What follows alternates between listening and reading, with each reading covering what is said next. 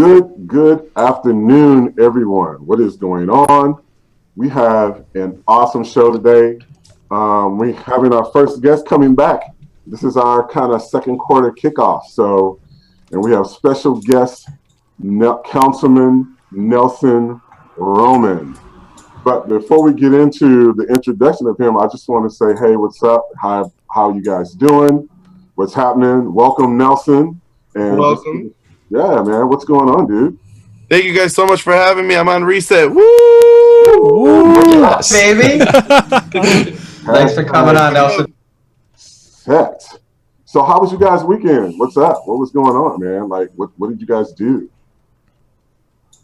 So I guess I'll go first. I was at a big charity LGBT gala in Western Mass. It was fun. The Imperial Court of Western Mass. I got crowned Emperor of Western Mass. So we'll talk a little bit about that later. So it was fun. All right. Yeah, fresh details. Royalty now. Royalty? Our first royal guest on the show as well. Awesome. We're working a lot of angles today, so this is great. There you go. How was your week, Devin? My week was awesome, man. It's good to get the sun back. We had a lot of rain the past couple of days, so I've been getting outside and just really enjoying Reset. And we put together an awesome show as well as next couple of weeks, and it's just exciting. We got a lot of good stuff going, so I'm pumped. And I just started a nutrition program, so I can be a certified sports nutritionist. Finally, that's awesome. Just up the side. Yeah, because why not, right? No big deal. Got to keep the brain going. Yeah, so I got this 600-page textbook that I need to actually read. So it's the first time in since school that I got to actually take a test. Not, I read a ridiculous amount, but I never have to get tested on that material. So it'll be an interesting exercise. Cool, Chris. How's daddy life, man? I know this is I'm just going to be honest and tell you guys I don't remember what I did this weekend. That's what daddy life is like. Yeah, I'm what is he talking about last week? That was so long ago. Yeah. Here's what I did recently. I cuddled with my son. I cuddled with Ren. We went shopping and I did work. No. But I'm excited because I actually got the Mindful Money podcast is going to be launching. I got all the dates set up. I got all the production going for that. I've been doing a lot more work, obviously, because kids and family, that shit goes up. And I'm excited for Reset too. I mean, we've got the second quarter of the show. We've got a lot of cool stuff coming, and planning that and getting that in motion. And getting our Patreon going. That's kind of a big thing. Cool. Really excited. So that's what's happened lately. I can't tell you about the weekend. All right, we just had a chance to hold and meet the baby Monday, so that was awesome. So it's so tiny, but that's cool, beautiful. Thanks. Yeah, man. So we have Councilman Nelson Roman. If you guys don't know him, Nelson Roman is a force. He's one of those individuals. Once you meet him, you'll never forget. But very much in a positive way. I've been inspired just by him.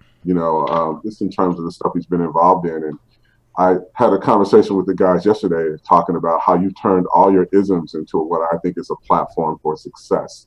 You guys will know he's one of the youngest city councilmen in Holyoke, one of the youngest mayors, Holyoke, Massachusetts. He also was kind of founder of the Latina X leadership movement. He's was one of the first individuals to get the South Holyoke zoned as a cultural district in the area that he is in. Very involved in getting Oscar Lopez emancipated. I don't know, man. The list could actually go on. Business. He was in Business West 40 under 40, and now he's royalty. Here you go. I'm just saying, welcome to Mr. Nelson, Councilman Royalty Nelson. What do you say after that? There's the show. Have a good day, everybody. Thank you so much. Thanks for tuning in, guys. We'll see you next week. That was amazing. That's the best audience ever. There you go, man. So, dude, you've been getting down and dirty. Reset's been knowing you for a while. I remember us reaching out to you, and you were so open to meet with us, and just and when we met you, only thing we could say was, wow, that is the realest dude, we would definitely want to be acquainted with you. And we were super motivated and inspired after you left. And I think this whole ideal of authenticity in an area of politics we don't see very much. We see everybody's trying to put on these facades, and then afterwards you're hearing big scandal stories behind it. But you put it all out there, and you ran on that in a district that was very diverse. Most people think you're only in the Puerto Rican district, but you represent a lot of different individuals in a diverse market. Tell us about that, man, and how you got started in that. And then Chris will follow up, I think, with some really cool questions in regards to that.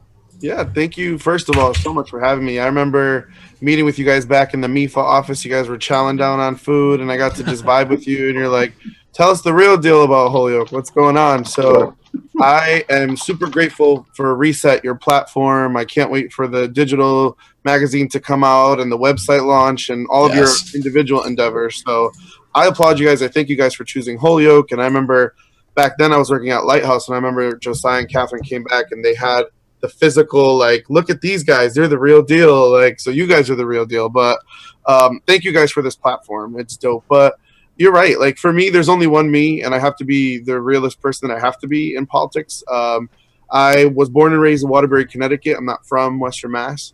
Grew up a Latino, Puerto Rican boy. I was an altar server. I was a cantor at all those weddings. And then I grew up, and around like 17, 18, came out of the closet, and then really just wasn't working at home. So I moved away, moved to Western Mass. I worked retail management, didn't go to college. And then my partner at the time was from here. We moved up here, loved it up here. And I actually ended up homeless. I stood off of 391 in Holyoke in a 12-person tent. After being homeless and coming out of homelessness, working in the community, different nonprofits. I'm a big Scandal fan. So I like to consider myself the Olivia Pope of nonprofits. I'm the fixer. I come in, I fix, I work hard, fast-paced, fast energy, as you guys can tell. I know I talk a mile a minute. I apologize. And in that mix, within these last 7 to 10 years in Western Mass, I did become HIV positive from a partner who did not know he was positive and ended up giving it to me, which is fine. That's okay. That's life. But when I decided to run for office was when I was working at a family resource center on Main Street, and the funding was going to get cut. So I was going to be without a job again. I wasn't going to be able to have anything. And I realized that a lot of people in the neighborhood, in the hood, were the ones that are benefiting from this service. And not one politician, not one person came to speak up and fight in their defense. Wow. And it just so happened that at the time, the city councilor from this ward was running for mayor, so it was an open seat. And I said, you know what? I'm waiting for someone to be that change. And I said, damn it, if no one's going to do it, I just have to do it. So I got the courage. I asked my boss at the time, before I was getting fired, Betty Medina, before I was getting let go because the funding was going to be cut. And she said, you got to do this. You got to do this. And I ran on that. I ran making sure that I was going to be honest to myself, honest to the community.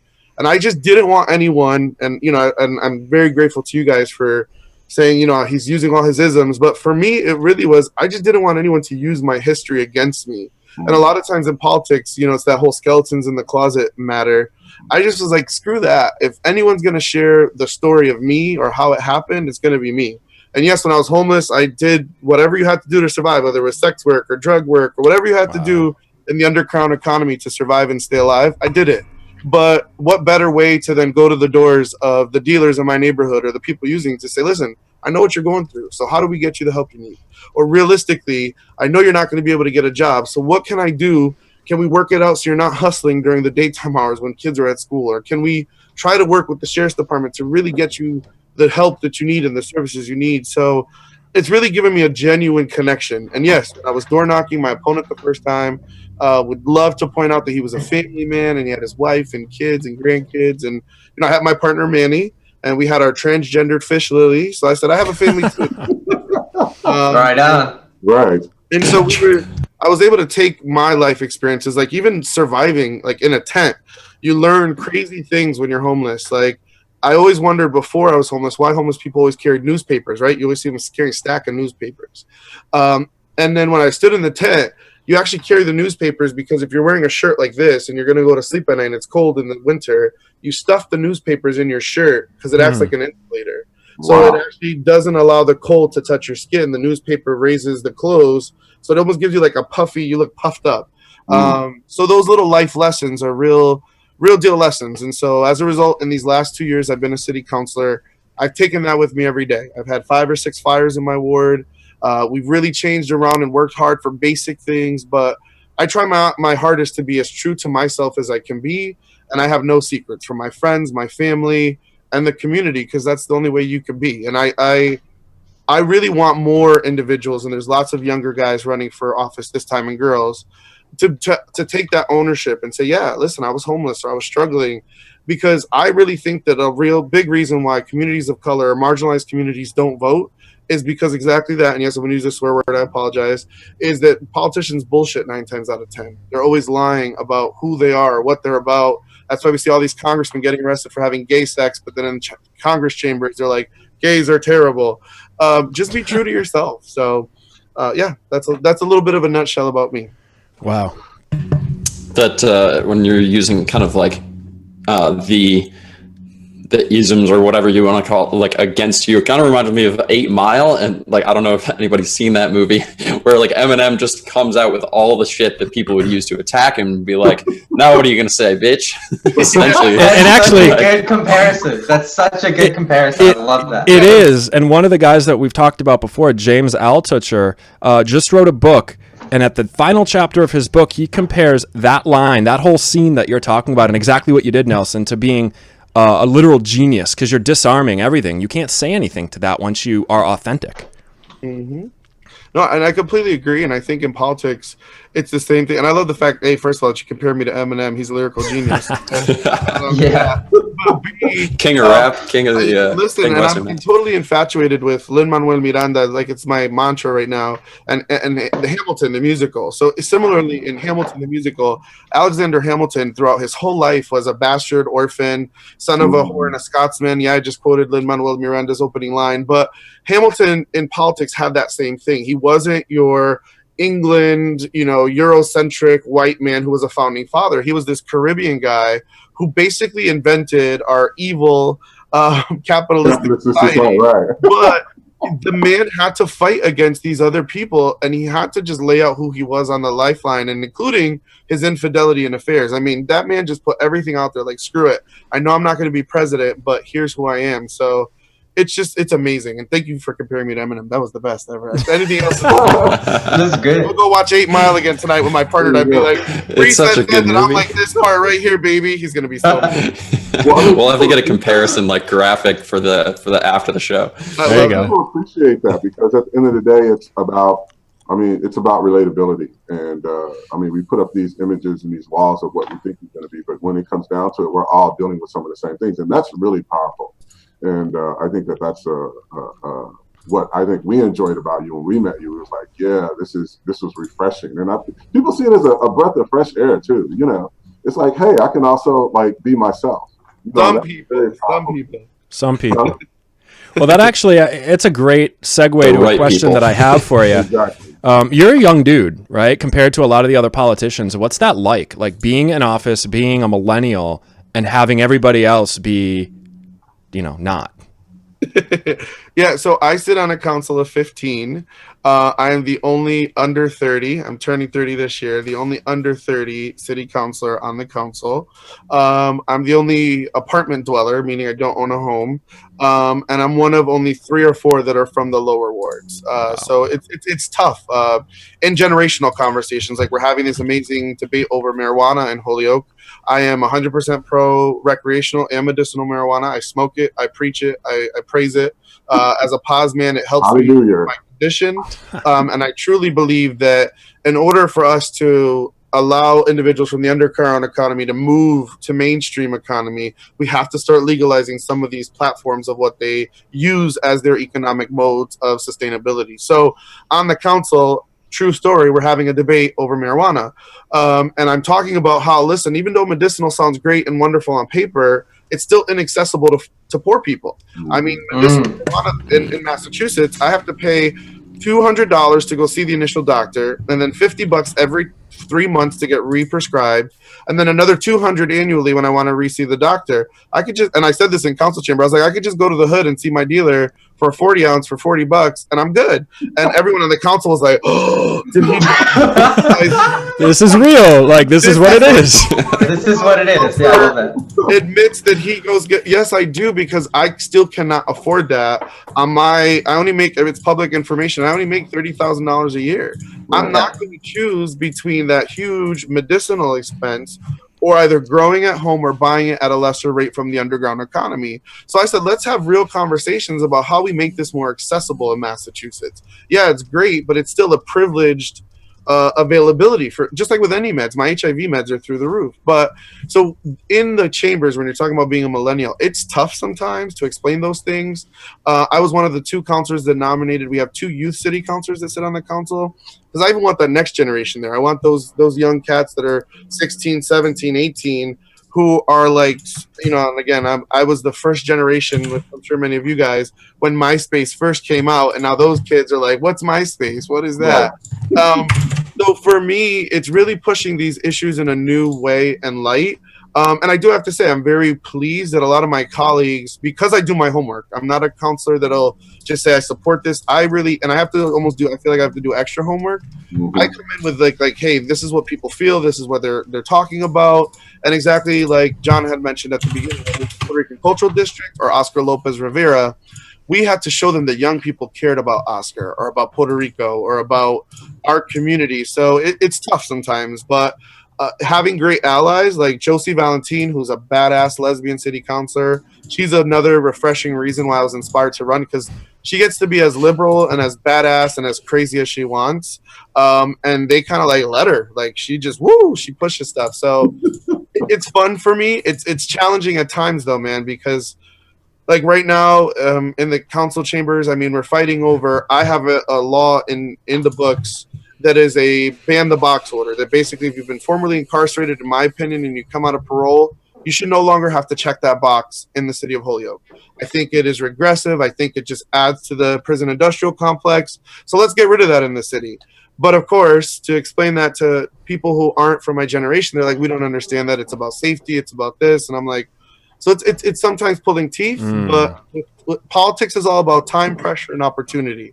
So with the right amount of time and education, with the right amount of pressure from the community and an opportunity, when you see that it's relevant or in this moment, you've got to bring it up. So I'm learning those things now as a new guy. And I love that trifecta, the time, pressure, and opportunity. That's really a great, like, I was actually going to ask you what you think politics is, and that sums it up. So one more question. Sounds a lot like startups. Yeah, exactly. Exactly like startups. I got one more question for you, and then I'll pass the ball over to PJ. But you're talking about your impact, and you're talking about these things that you've done. What is it that you set out to do? Like, what's the impact that you want to see happen in Holyoke? Yeah, so for me, I'm always one of my favorite individuals in the world is Pedro Albizu Campos, and he was one of Puerto Rico's first like thoughtful, independent movement and thinkers. So he says it's the duty of the youth to defend our nation with the weapons of knowledge. So I, first of all, in this, what I've done or haven't done, I never take credit where credit is not mine. There are cats who have been doing this stuff for 50, 60 years before I came on the scene in Holyoke. Maria Salgado Cartagena, Carlos Vegas, Betty Medina, Diosdado Lopez. So there's this whole movement before I came on the scene. What I'm trying to do now is carry their legacy and everything that they've done and actually make it come to fruition. So I'm trying to say that all of the dreams of the Puerto Rican migrants who came here in the 50s and 60s, they wanted an equal seat at the table, they wanted an equal place at the board, but they still haven't had electoral politicians who back them up enough to get what they want done. And so for me, I was always an activist outside in the streets, hustling, knocking on doors, talking to people, getting them riled up. But unless you have someone on the inside who's going to actually make the policy change, it's never going to happen. And with all due respect to all movements, I live every day as if I died tomorrow, did I do everything I could do today to make sure that shit gets done for the people and that the people feel like they own the government and it's not the other way around. I started 3 neighborhood associations. We do festivals. I'm out there door knocking every weekend still as if I'm running every day of my life. But I want them to feel like they're my boss. They tell me what to do. They set the agenda. And the hope is that when I leave office, if ever I get voted out or if ever I decide, okay, I need a break, that the people are still motivated enough. And again, time, pressure, and opportunity. Right now, we live in a country where the leader of the free world is really putting a lot at stake for my community, whatever your marginalized community is, LGBT, Latino, Puerto Rican, homeless, but like whatever it is. So people are feeling riled up, but now we have to translate that to a local election. And I'll give you an example. For the last presidential election, Ward 2, which is the ward I represent, had a 93% voter turnout, which means almost like 4,000 or 5,000 people came to turn out to vote. Versus a municipal election, how I won, I only won with 461 votes, which is about only 20% of the electorate show up. Wow. Close to 1,000. So I feel like I can lay my head down and be like, all right, we've moved the needle, when I know that on a local election, people are coming out 4,000 or 5,000 at a time.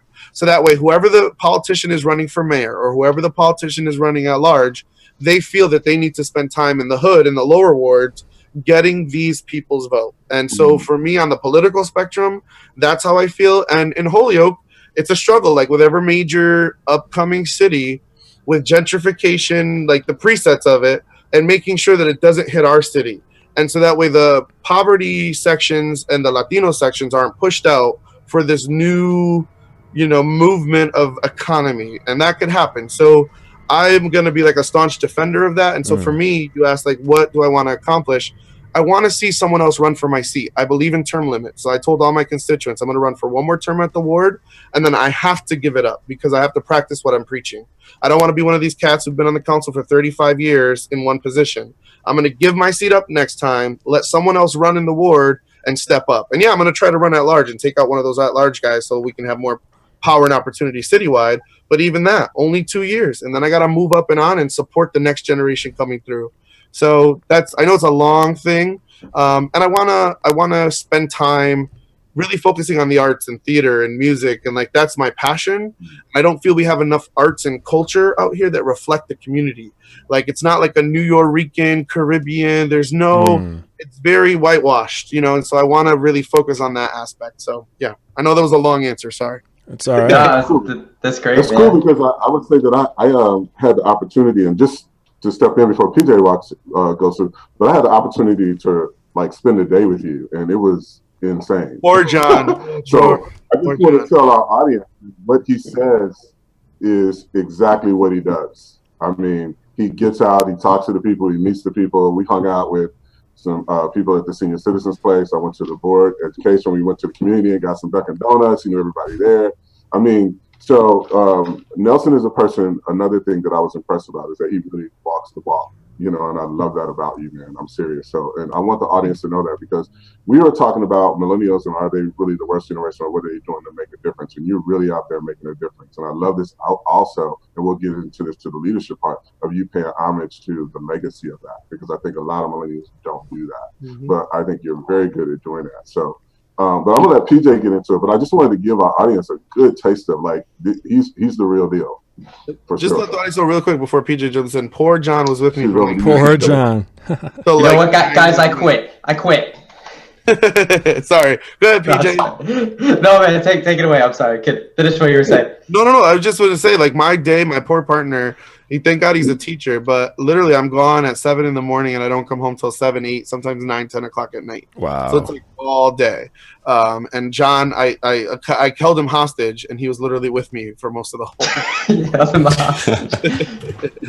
That must have been a different experience for him. Usually we're trying to, get rid of John. We kick him out the door. So I'm kidding, bro. I love you. It took you a second, man. Come on. Oh man. Oh no, that's too funny. Oh man. But here we go. I mean, that's a good lead in for some of the questions that Is it really? Yeah.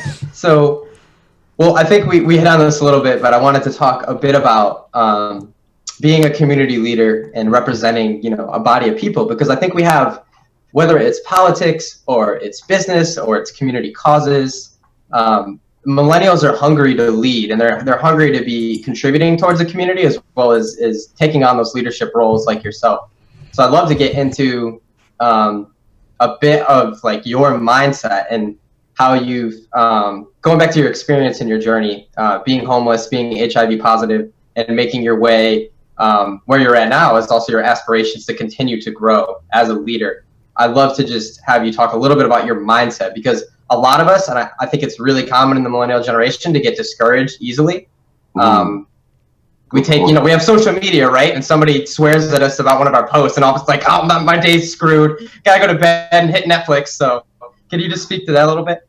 Yeah, so sure. Yeah. I mean, for me, my mindset is, and I think it goes back to that mantra, like I have to do everything I can today as if I'm going to not be here tomorrow. And I know it's a little bit of a morbidity to it, but it's like, okay, I got to hustle to do as much as I can today before tomorrow's not guaranteed to me.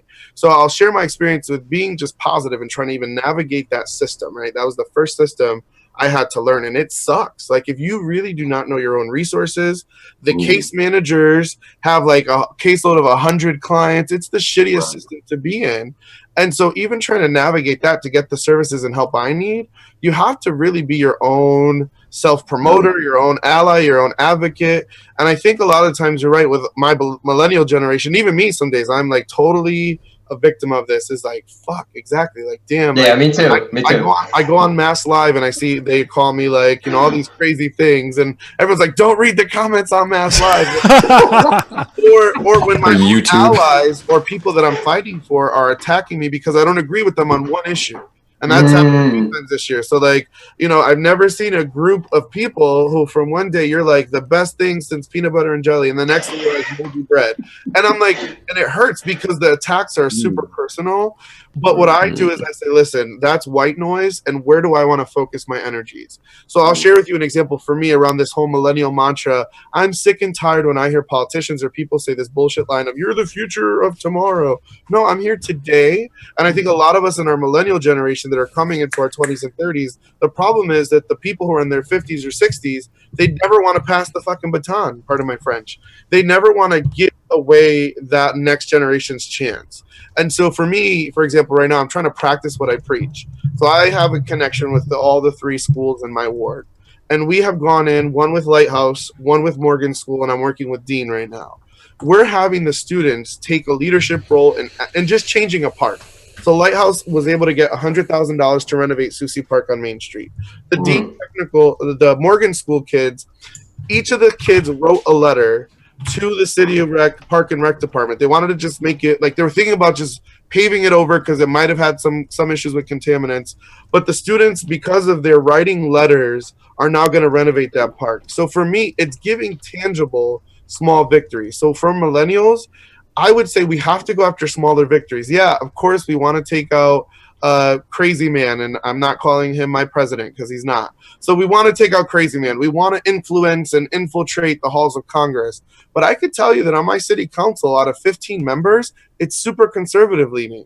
On the Board of Education, it's a little bit more conservative leaning. There are not a lot of minorities or lower ward representations. We got to do a local revolution before you can have a national one. So for me, it's those small, tangible victories. And my mindset every day is, listen, I'm from the street. Like I said, I am from that mentality and lifetime of hustle hard, hustle quick. So we have to get out there and really start striving for those small victories. Like even you guys, I use you guys as a great example sometimes for people, for entrepreneurs even who struggle, right? I was an entrepreneur. My business failed. I was a lot skinnier. I had a dance studio for 3 years. It flopped terribly. But I learned from that experience. And I said, listen, when next time I go into business, it's not going to be my first time at the rodeo. Next time, what am I going to do smarter or better and learn from it? One of my best mentors, Jose Lopez, who's Oscar Lopez's brother, he like changes my life. And he tells this story about the word and meaning of adolescence, the root word of adolescence. So he said, Nelson, we're all adolescents, and all adults should stop narrowing that to that like 12 to like 17 time frame, right? Fucking destroy that narrative. What the root meaning of adolescence mean is learning through pain and struggle. So we are always in our adolescent state because we're always learning through pain and struggle. So for me, every time, and everyone's like, oh, you're always on the up and up, you always win. I have lost so many things in my life. Like, you know, I've lost really good LGBT allies to cancer because all of them like to smoke. I've been homeless. I've gone close to bankrupt. I've literally given up my life 3 or 4 times. So I've been on the bottom where you're literally struggling between, do I eat or do I make my car payment? Like and I still struggle to this day. Still struggle. And the fridge and stove I have in my apartment was given to me by the AIDS Foundation of Western Mass, and now they're closing. So if I ever need them again in the future, they're gone. So for me, we have to learn through our pains and our struggles, and we have a lot of that, but we also have to start demanding a place at the seat today. I'll share this story with you. I get invited all the time because I was in the Democratic Party. I left it. I recently rejoined it. And I would always get invited by the college Dems to come back to share why I left the party. And for me, as a man of color, I would say, listen, the party has two big issues. One is there's not enough young people leading the party. And two, there's not enough people of color at the table for me to feel comfortable. So if I walk into a room and it's an amazing white liberal progressives and they're talking about how they're going to help our community, I still don't feel comfortable because the issues aren't real. And unless we're going to get into some real shit, I'm not going to feel welcome no matter how many amazing white progressives are at the table. So at this recent meeting, I did call out certain state politicians for giving themselves raises and not us. And it ended up a little bit nasty, and it ended up a little bit crazy where that person was screaming at my face, I've worked for you and your people all my life. And I'm like, whoa, whoa, whoa. You don't have to work for me. I can work for myself, and I just want a seat at the table now. So I hope that answered your question a little bit. Yeah. It's an ever-evolving process. And for me, like I even shared before, I want to give up my seat in 2 years. I want someone younger or fresher with new ideas to come and run for my position. So yeah, we'll see. Yeah, that was love it, man. I felt like you're describing a real raw adversity. Yes, especially how you apply that. Yeah, especially when you mentioned that there's a discouragement that happens, and I think that that's what people don't see from the outside is like the discouragement that happens on the day-to-day from you going about what it is that you're passionate about. And I think a lot of millennials can relate to that, just like the startup thing that we talked about earlier. Yeah, I think, sorry, go ahead. No, well, just like I love that you were talking about, like, we have to have a local revolution before we have a national revolution. And that's so true. And I think something you touched on is like your personal reset moment and like how you went through this internal personal revolution first before you were able to go, and make a difference in your local community and hopefully, larger things to come. But like you said, you had kind of like these 4 different moments, and something we always ask our members is that, like, what was your reset moment? And I think you've had a couple of them, and like, how has it really shaped? Like, is there anything that really sticks out as like, this was the moment you were like, I'm done. Like, it's time to step into who I can be and like make this change? I think, like you said, I've had definitely 4 distinct moments and periods in my life.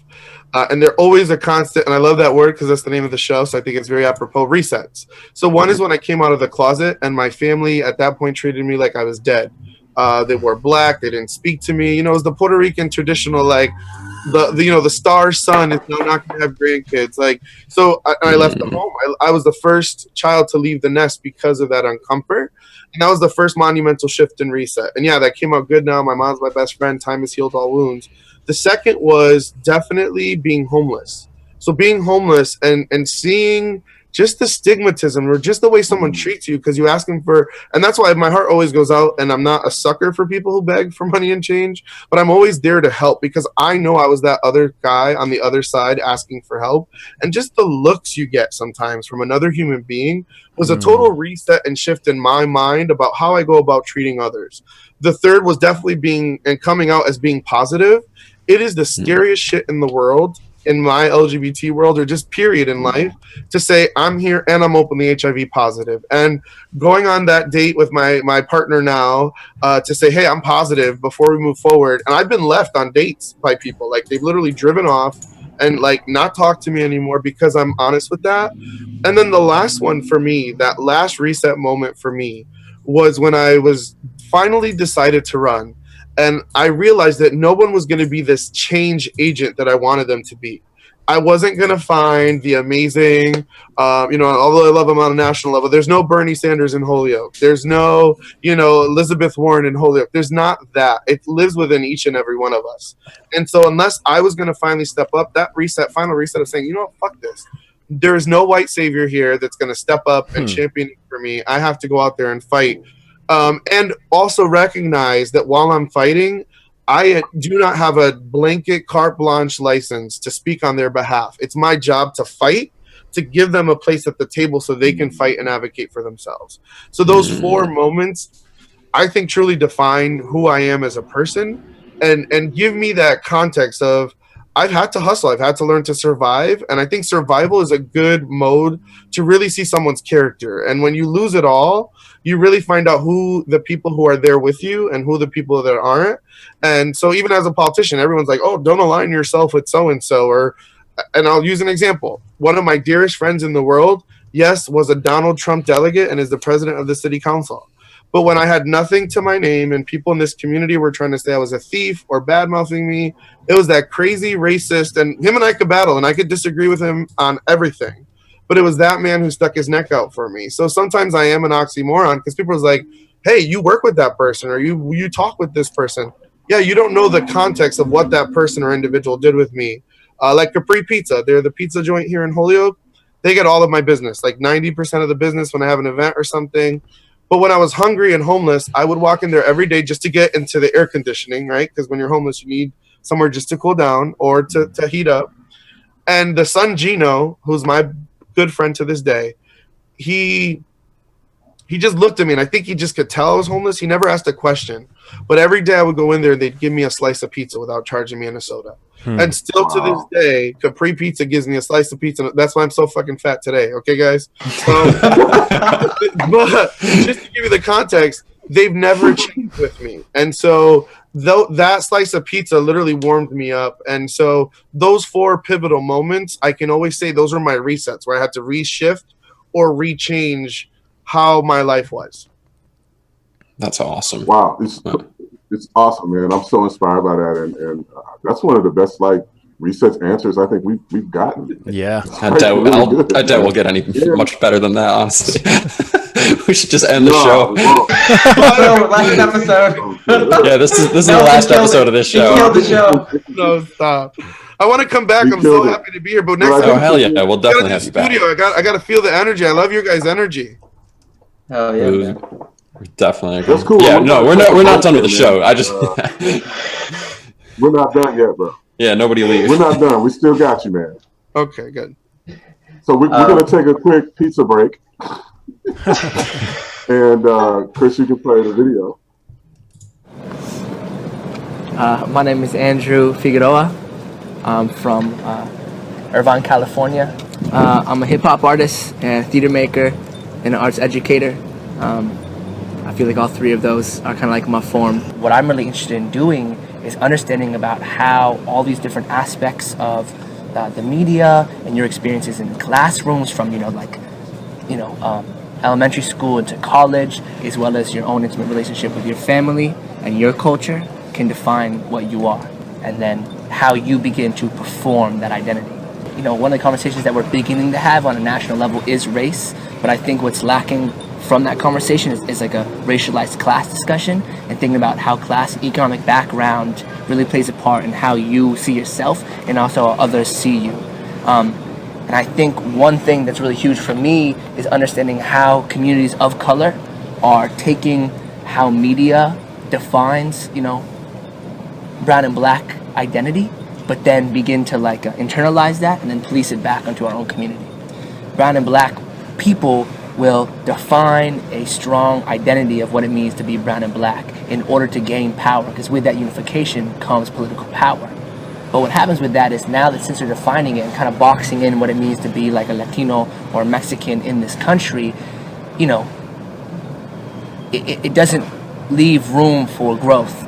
Since we've been excluded our whole lives in this country, historically, we now want to use those same tools in order to gain power, which is, I think is important, but at the same time sad.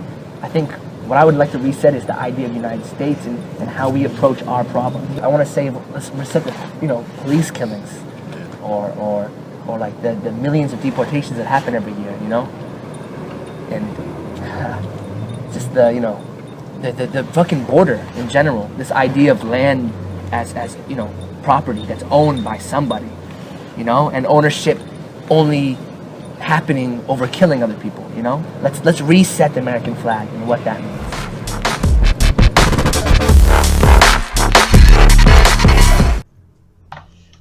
Okay, and we're back after that awesome video from Andrew Figueroa. So I think we left off talking to Nelson about his reset moments, which were, I mean, the words that run through my head, you know, inspiring and ambitious and real and, you know, yada, yada, it goes on and on. But I thought maybe we could take a turn into more of the comedic and fun space for a moment. You know, us millennials, we're a little jaded, and we kind of think that all politicians do is fundraise with corporate America, and that's, you know, and then you go out on camera for like maybe 5 minutes and kind of, hey, yeah, go community, I got your back, you know. So could you tell us a little bit about a typical day for you, as well as maybe some funny stories that you've had and experiences you've had as a city councilor? Yeah, so in Holyoke, let me dispel the myth. I'm not a full-time politician. We get $10,000 a year stipend, but it is technically my part-time, even though it's a whole full-time job. So I still have to get up every morning. I have to go to work full-time. So right now I work for Lorraine Soup Kitchen and Pantry, and on the side, I'm diving into my entrepreneurial business of opening a theater company. So I still have to work to put bread on the table, and so I do that during the daytime. And then it's actually when I punch out of work at like 3 or 4 in the afternoon. Yes, and a day in the life is me. I get up every morning at 7. My partner, Manny, who's a teacher, I drop him off at his school so he can go to work. I go into work by 8:30. I'm in there doing my work. I do a lot of the marketing. I do the PR. I do all the administrative stuff for Lorraine Soup Kitchen and Pantry in Chicopee. And then I come home, and then it's right back out into the community. So I literally, on every other Tuesdays when the city council meets, but 9 times out of 10, I mean, like this week, for example, today, I have a neighborhood association meeting tonight at 6, and then I'll be knocking on doors from about 7 till about 8 o'clock at night, and I'll be just knocking to just listen. To yes, it is an election year, so I'm letting people know I'm running again, but I've done this every weekend since I've gotten on the council, and at least 3 or 4 days a week. I go out there just to listen, like, hey, what's your problem? What's your issue? And I've been able to connect with the neighborhood to just get basic quality of life stuff. I know it sounds crazy, but I go and it's like, hey, we don't have parking lines parked down here. We don't have, stop signs over here, or we're missing this, or hey, this park looks like crap. Can we fix it? So it's all of those kinds of things. The funniest moment for me has always been when I get to a door, especially, it's wherever. And clearly I'm a gay man, but I'm not an ugly gay man. I like the way I look. I'm very confident. So I get to the door, and it's always the wife that answers first. 9 times out of 10, it's always the wife. And then I go, this is City Councilor Nelson Roman, blah, blah, blah. And then, so it's always funny. So I get to the doors, and, they open up, and then, honey, it's City Councilor. And they're always like, like the husband's always like, nah, I don't care. So this amazing couple actually let me in. The husband was kind of jaded, and he's like, but you look familiar. You look really familiar. And I'm like, I don't know where you know me from. I don't know where the hell you know me from. So he's like, before he left, he's like, aren't you a part of a drag organization? I was like, yeah, boy. He's like, I actually saw you dress up in drag about 4 years ago at the Hotel Northampton. And I was so embarrassed. I was like, oh my God. But I was like, it was for charity, bro. It was for charity. He's like, listen, I don't care. My daughter's a lesbian, so I love it. Like, and I support her. So I went to the event, and he was like, hey, he said, you're more beautiful as a woman than you are a man. And I was like, what the hell? But it was just one of those moments where I had to live in my truth. And I was like, listen, this is who I am. And then the other thing is every senior citizen tower that I go to, every older generation person is so humble. And 9 times out of 10, they don't have family anymore. They don't have friends. So when I go, I get sucked in for about 45 minutes. And then they want to feed you. They want to clothe you. They want to give you their stuff. And at the senior towers, I come in once a month, and I always do door prizes. So I'll go to the dollar store and load up on crap. Like, the dollars, like the frames with the pictures. So when I come in, they have like a freaking wall of all the crap that I bought them. And I love it because it means the world to them. And to me, they're like, no, that's your stuff. You bought me that for like Christmas or Easter. And those are always the most fun moments for me. And especially when those old ladies throw some back, they're like, we don't care if you're gay. Come on, boy. And they'll try to dance with me. And it's like, do you dance with them? Of course I dance with them. Fantastic. I'm a good dancer. So you're in a dance studio. Come on. I know. Right. Those moments are funny, lighthearted. They really relieve the tension. And believe it or not, young people, whenever I get to go speak at a college or a school, the students of this community are downright hilarious. So I have been like, when I spoke to a middle school recently, they thought that I was Fat Joe's nephew. Like, this they are hilarious, and it makes me laugh. And I'm like, well, that's a compliment, I guess. So I just, those are the moments I love. Oh man, that's fantastic. Thanks for sharing those, Nelson. It's good. It's good. I'm still Embarrassing still for reveling. me, good for your audience. No, it's not. That'll sell. Definitely. But I definitely pick up the thread, just going back to the angle we started that with, but the jadedness of millennials in politics. I pick up that thread of kind of throughout the whole conversation, I guess, of how you've connected with yourself and how life has kind of stripped you. At one point, it stripped you down to your core essence of who you were. And I think because of that experience and your courage and walking in that path, you're able to clearly connect with other people and where they're at in their walk and their journey. So I totally hear that in what you're saying. And it's just, it's exciting to hear it, man. Thank you. Thank you. All right. Well, I think Devin also had a few things. That was my fun time. So I appreciate that. That was good. Good stuff. I want to know what is the Imperial Court for the people that aren't, around Holyoke or listening to this from other areas. Then, tell us a little bit about that and how you became royalty. I love it. So I'll start off with trivia. Do you guys know who the first openly LGBT person in the U.S. was to run for office? I do not. Nah. Is this the answer you usually get? Assume or think Harvey Milk, right? Because that's who's been. Yeah. The movie and. Yeah. So actually, it was this little Ecuadorian Mexican drag queen named Jose Julio Sarria, who in San Francisco, California, ran actually like 4 or 5 years before Harvey Milk. So Jose Julio Sarria was a World War II decorated veteran, amazing person.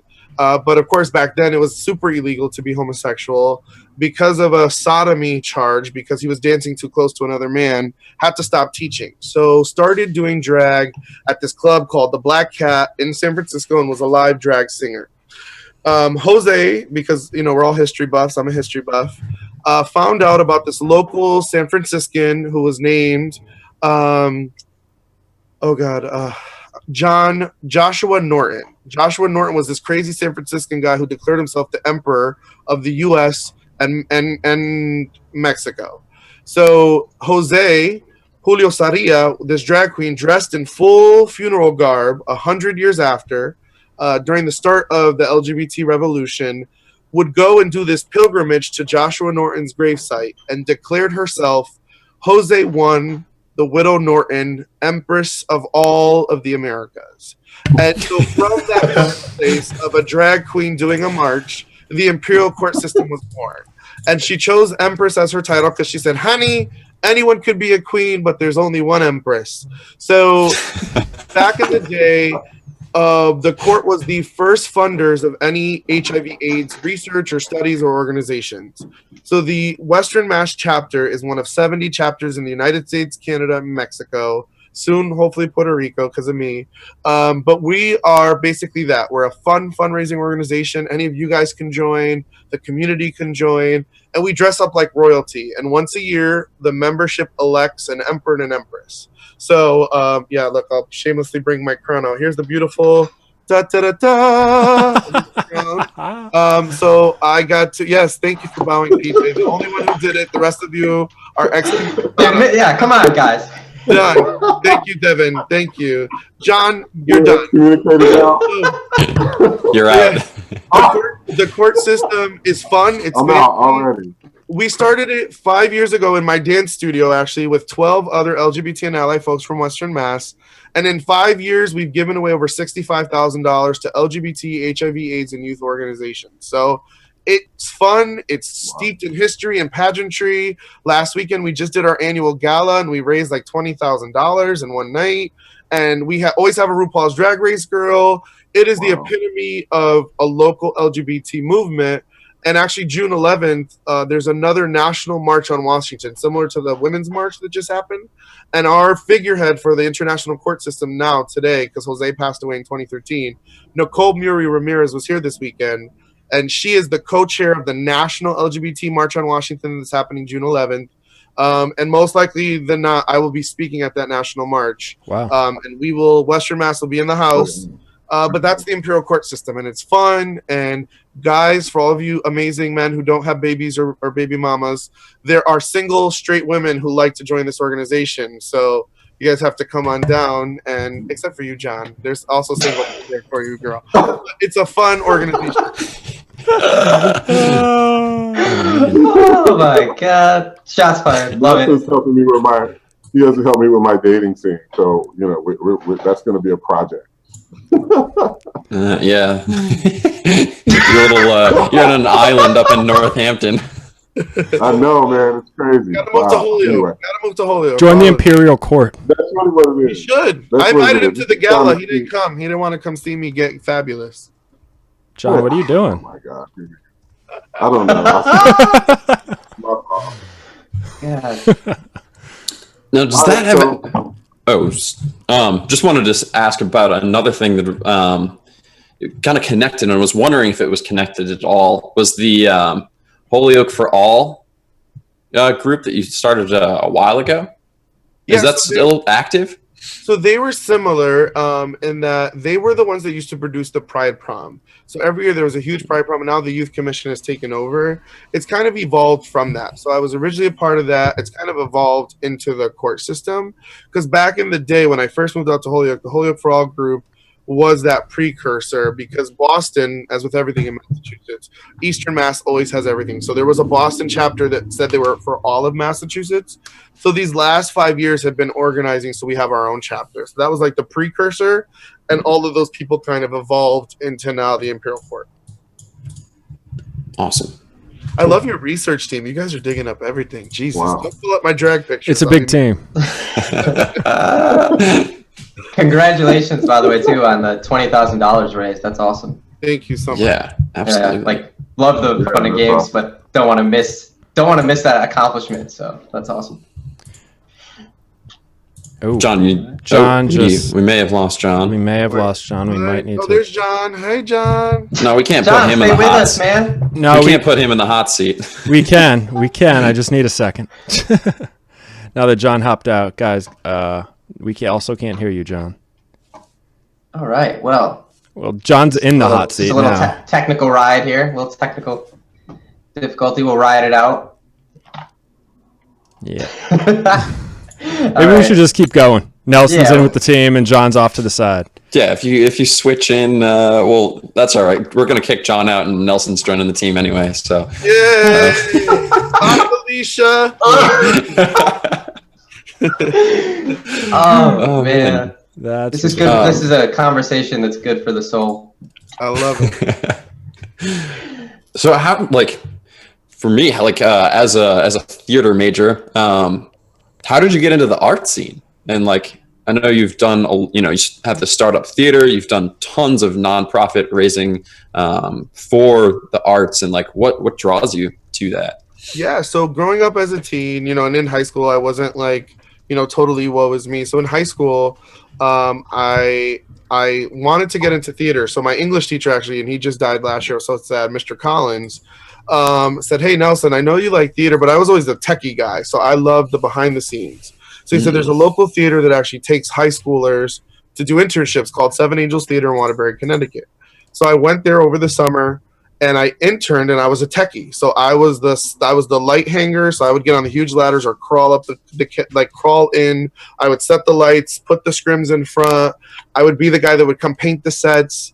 And it led me, actually, I was singing up there one day. Don't ask me to sing today. My voice is shot. But I was singing up there one day, and one of the summer program directors heard me singing and was like, "Hey, we actually do a youth summer stock, and you should be a part of it."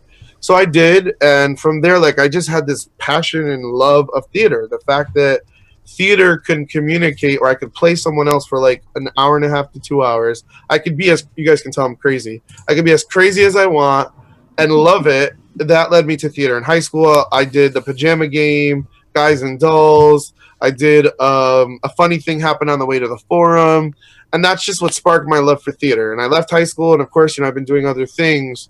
But I've realized very quickly, and it was my trip to Chicago last year, that and listening actually to Lin-Manuel Miranda, to In the Heights and Hamilton, I've always said that theater, just like every other aspect of our life, needs a hip-hop and a cultural infusion. And I feel like Lin-Manuel has brought that back, but it's still missing from mainstream everyday USA. So it's in New York, it's in Meccas, metropolitans, but where can you get that hip hop, urban, real theater that's not in the tofu curtain up there? Where can you get it down here in the lower valley? So that's where Palante Theater was kind of formed in my brain, and we're bringing a show from Chicago here in September called La Gringa, and it's a show about a Puerto Rican girl who was born and raised in the boogie down Bronx of New York, and at 16, being a young girl from the Bronx and Puerto Rican, you're seen as a woman of color. You're a woman of color. You're seen as a Latina. But then she moves to Puerto Rico with her family. When you go to Puerto Rico, believe it or not, in many Latin American countries, there is still a huge race problem. So because she's lighter skinned, when she moves to Puerto Rico, she's now known as La Gringa, or the white girl, because her skin is light. So it's that whole, juxtaposition of how do I deal with those two worlds. And so that play's coming, and theater is just an amazing platform for me to express and push people's cognitive dissonance to say, hey, is what I'm feeling correct, in a not so abrasive way where they'll come, right, and they'll spend their money and they'll sit down and go, I didn't think that was like structural racism, but it really is. So those kinds of things for me are the way that theater will change, in my opinion, the future. And also, it's an amazing place for millennials to congregate and to be in the shows, to then allow that past generation to reflect back, right? I love it, love it, love it. I want to be more brown people, young people. And so those are the things that have sparked my interest with theater. I can go on for days. We could do a whole show on just theater. Hell yes, we need to. Can you guys hear me now? Yes. Yes. Cool. Unfortunately. Oh, man.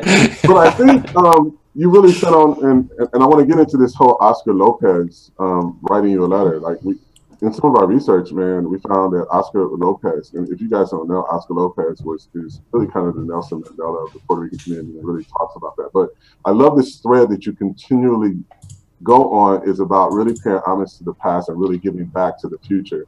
And he wrote a letter to you after he was emancipated. Give us a little bit of insight into that movement, why you guys started that, what was that about, and just the impact of that movement from Holyoke, from just a local community, and then to the President of the United States. That's a pretty amazing story.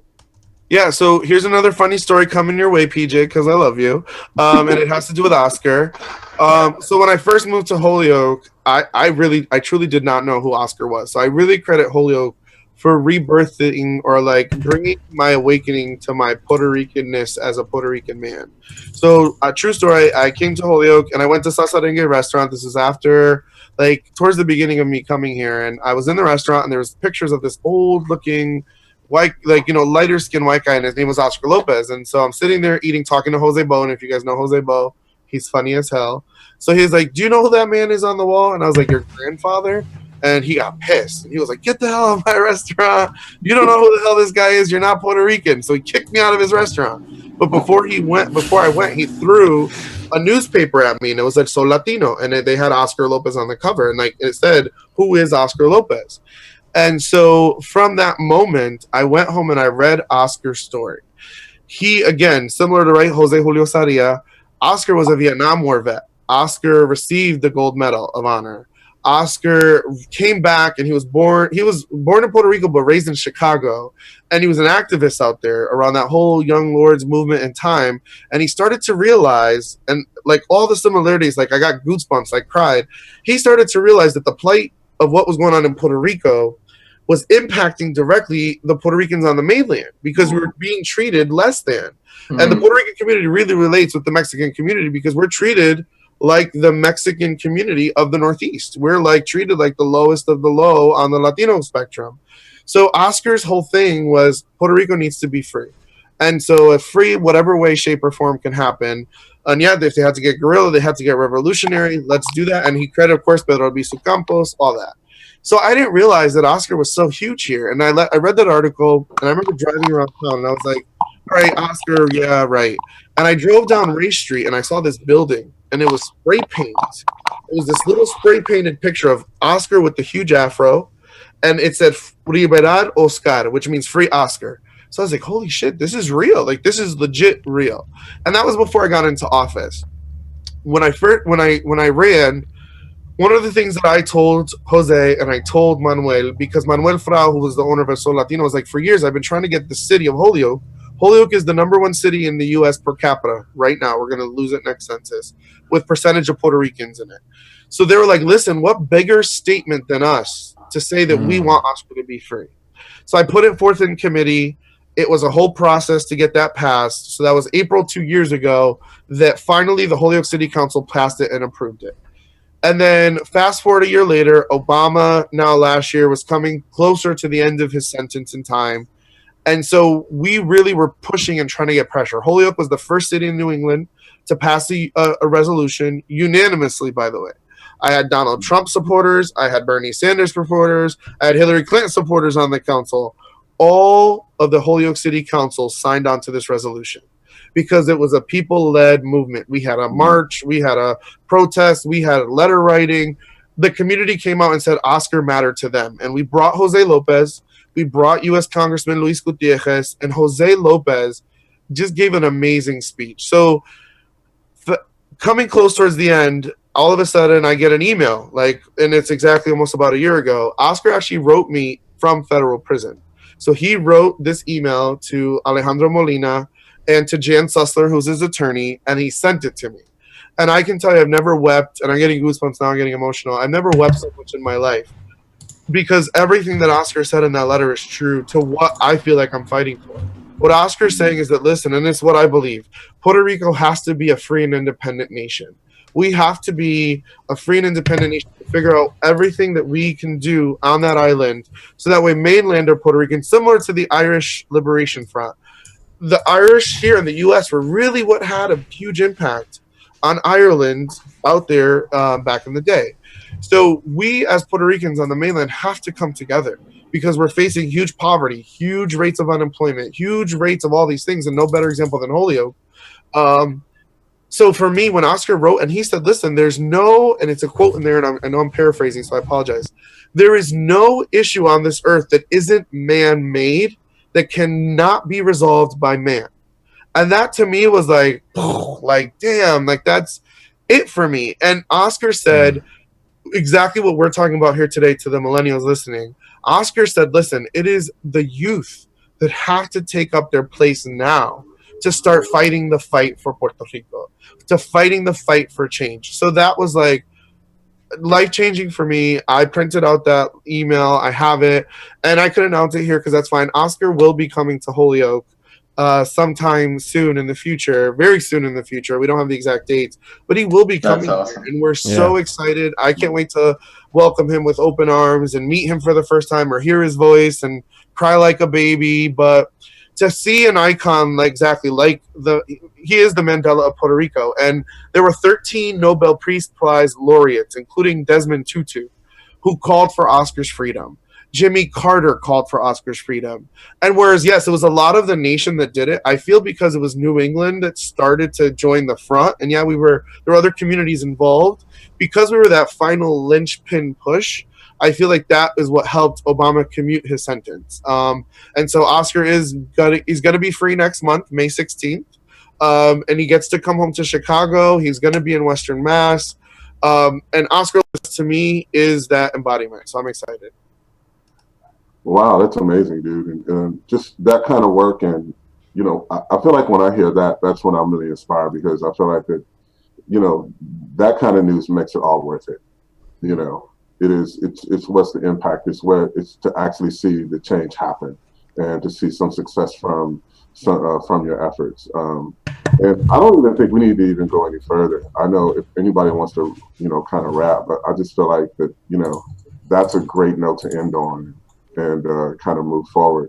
I know we want to bring you back and really talk about the U.S. Puerto Rican relationship and really have more of a discussion in regards to that and what we can do to help with that. Because I think a lot of millennials are not really clear on the history of that, number one, and then, you know, what are the politics involved in it, and actually what can they do to help, you know, change. And we think the first part of it is in knowing the history, understanding the story, and then how can they, what can they do in their personal journey and in their personal politics to help move that forward. So, and I think too, everyone should, if I can, everyone too should learn their local history from whatever marginalized or ism community you're from. So, for example, here in Holyoke, Maria Salgado Cartagena, we call her the queen of the history. She carries this wealth of local history. It's all oral. It's not written. It's not in a book. It's not in a CD, but she'll give oral history tours. Hashima Moja, who you guys should have on your show too, he's an amazing historian who will connect the African slave trade from Puerto Rico and how that directly impacted us mainland Puerto Ricans.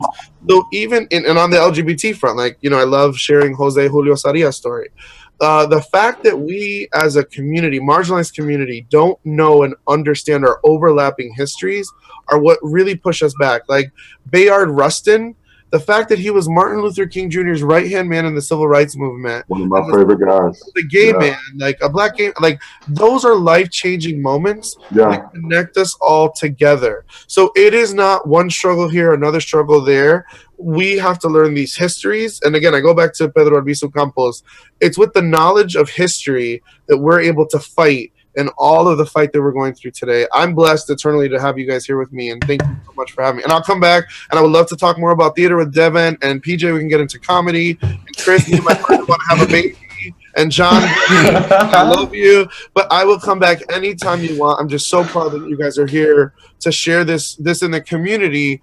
And more media outlets like this change our world. Like Johan Vega does an amazing podcast too. He's awesome. We got to have him on. Oh, you guys definitely need to have him on. Like Radio Plasma, these kinds of platforms that you are creating, I think is that connecting point for the millennials because they're seeing it in a platform that's relevant to them. So I thank you guys so much for having me. You guys have. I just want you to make an announcement about what's coming up because you had a big community meeting last night. So, and one of the festivals that I attended last year. It's just give our community and our members an update on what that is and when that's coming up. Yeah, so last year, similar to everything else, I wanted the neighborhoods to feel like they had ownership, even in celebration. You know, there's a lot of big festivals that happen, but it's not centralized or close to them. So last year we held the first ever Taste of South Holyoke Festival, and it was amazing. It was neighborhood attended. We empowered the neighborhood. If there was anyone from the neighborhood who wanted to sell or bring their own product to sell, they didn't have to pay for a table, so that way they can directly feel that economic impact. This year we're announcing the second annual Taste of South Holyoke Festival. It's Saturday, September 23rd, which also happens to be El Grito de Lares, which is a big, important cultural Puerto Rican day, history day for Puerto Ricans. So we're doing it on that day on purpose to give the neighborhood this amazing thing. We're going to shut down Cabot Street. Wow. It'll be right down in Cabot in front of Capri Pizza. The stage will be there. We're going to have local musicians. We're looking for local musicians, local vendors. Reset should have a table there passing out information, just saying. But we invite all of the listeners to come and attend. It was an amazing event last year, and it was beautiful, of color, Latinx. It was everything. It was a beautiful mix. So, yeah, you guys should come. Sounds like we'll be there. Yeah, sounds awesome. And is it any coincidence that is right in front of Capri Pizza? Yeah, oh, yeah, of course. But we had a last year. We had Dan Yankee's barbecue. We had Holyoke hummus. We had so much Puerto Rican food. You will die. You will love all of the taste of Puerto Rico. It's amazing. I'm excited for it. You guys have some good sponsors for that too, as well. If you want to give them some shout outs too. Yeah. Oh, yes, of course. Last year and even this year, United Materials Management was our presenting sponsor. They presented this year. The Cultural Council, HAP Housing, myself, as city councilor. Of course, I put in my own money where my mouth is. HAP, Nueva Esperanza. There's so many. You can go on the South Holyoke Neighborhood Association page to see them all. And we're looking for sponsors and vendors and any entertainment acts that want to come perform this year. We have about 25 people on our committee, mostly from the neighborhood, which is a beautiful thing. And any of the proceeds go towards helping the neighborhood association do their neighborhood cleanups, paint their murals, and do the teen nights and the programming that they do well. Awesome. Man, that was good, dude. So I think we kind of went the full spectrum. Like this was a really did.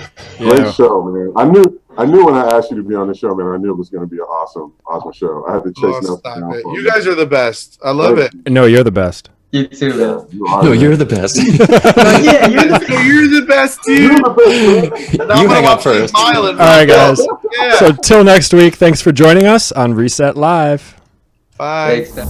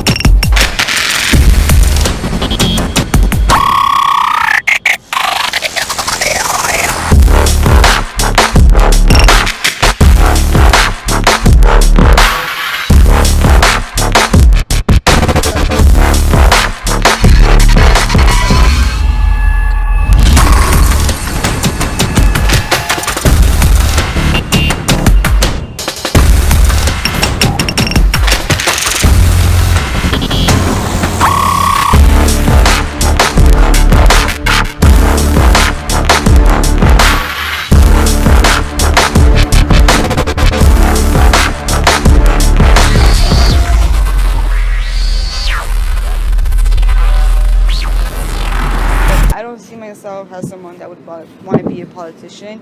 So it's just a venue that I'm using to gain more knowledge about that system, but to help those that don't know about that system. In high school, I got involved with the Mayor's Menino Youth Council. I was a Dorchester representative, and that was the first time that I had to represent a community. In Boston Public Schools, definitely it's hard for us Cape Verdeans to succeed out there because they want to shut down a lot of the programs that help us as students that English is our second language. The system is kind of like, hey, we just want to get the students to graduate. Forget if they're going to go to college or not, but we need our numbers to look that we're graduating a lot of students. One of the things that I woke up to when I came math, we're not the face that they're talking about doing orientation. You know what I mean? They talk about it, but they're not showing the real stuff. So to me, it was just like, hey, we're actually here, and we're the reason that you have this diversity, but you're not giving me the resources that I need to show my Cape Verdean culture throughout campus. And people think, oh, there's no more racism. Yes, there is. People need to start educating themselves regardless if you were affected by it, regardless if you're black or not. That's a national and international problem. You don't have to be directly affected by it. You don't have to be black. You have to be citizens of the world. Second chance. Reset means second chance to me. That's my sentence. Second chance.